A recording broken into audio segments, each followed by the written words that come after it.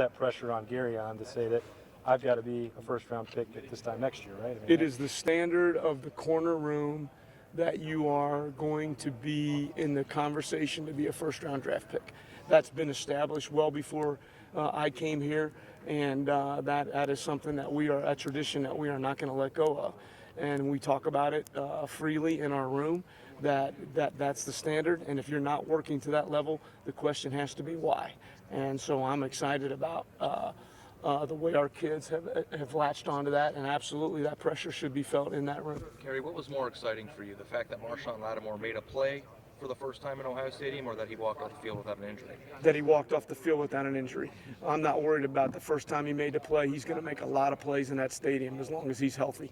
And I was extremely pleased with the fact that he walked off of there healthy, felt like he competed extremely well, and his future is extremely bright. And that's such a big step for him. Huge step. You know, to get through spring, I know that he was limited at one point, but not only to make the play, to give him something to latch onto mentally throughout this.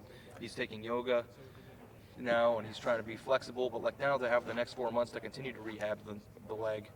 I mean, it seems like he's probably entering the fall camp in a really good, best spot he's ever been. I think his mental frame of mind is as good as it's been because he doesn't have a nagging fear of injury. And I think the best thing about the spring was that he did have a tweak and that he fought through it and finished.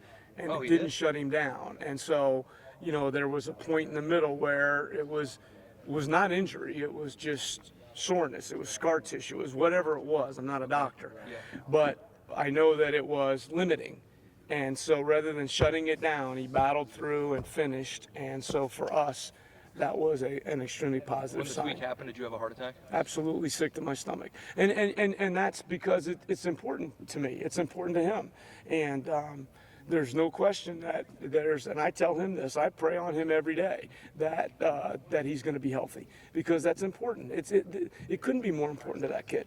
And he's doing everything we ask him to do. And Mickey and the training staff are doing ridiculous things, you know, and looking under every rock and corner just to find whatever they can do. And that's why it was very gratifying to see him play and play well Saturday.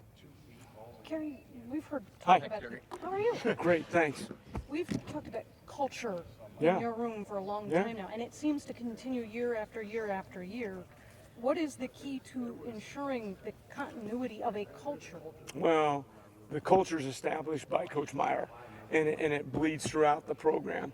But as you guys know, and we've talked about it at length, it is the power of the unit. It is that small group cohesion that makes a difference. And so for me, a kid like Bradley Roby, choosing to buy a plane ticket and fly back from Denver just to be at the spring game, to be around his brothers, the brotherhood, that said volumes. And so for Bradley and Eli and Tyvis and Vaughn and Nick Serac and Armani and all those guys were all there. Those young guys that are in our room now, they know what that looks like. They know what that feels like, and they want to be a part of it. And the only way you can be a part of it is to be a part of the culture. And then what extends beyond just the culture of how we play is frankly the success that we intend to have and that we claim, and that the Malcolm Jenkins and the Sean Springs and those guys established for these guys without them ever doing anything. Now they understand that's the banner that has to be carried forward. And so we talk about it. We talked about it today. We will talk about it tomorrow. And every time that we're in the unit, what the expectations are and what their job is and how to uphold that. Did you leave spring confident that Marshawn Lattimore and Denzel Ward can play for you? I mean, Absolutely. I mean, I know. Go ahead. In what respect? I mean, in every respect, they can play Big Ten level football. They can play they can play championship level football. Do they have work to do? Sure. Are they going to get better? Absolutely. But they played. You know, Denzel Ward took 15 straight practices, every single rep. Never came out for any reason. Played the most reps of anybody and played very well and very competitively. And so I'm very excited about him.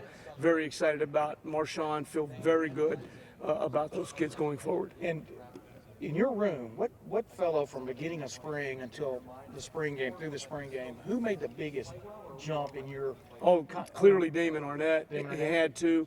You know, he lost an entire season with an injury. I got him for bowl practice, and it was eye-opening for me because, to be honest with you, I didn't think he was going to be the right kind of guy early on, and he knows I thought that. And spring ball or the ball practice was important because he did some pretty good things. And then from January till the time that we got to play again, spent a lot of time on him as a person. And boy, he's hungry now.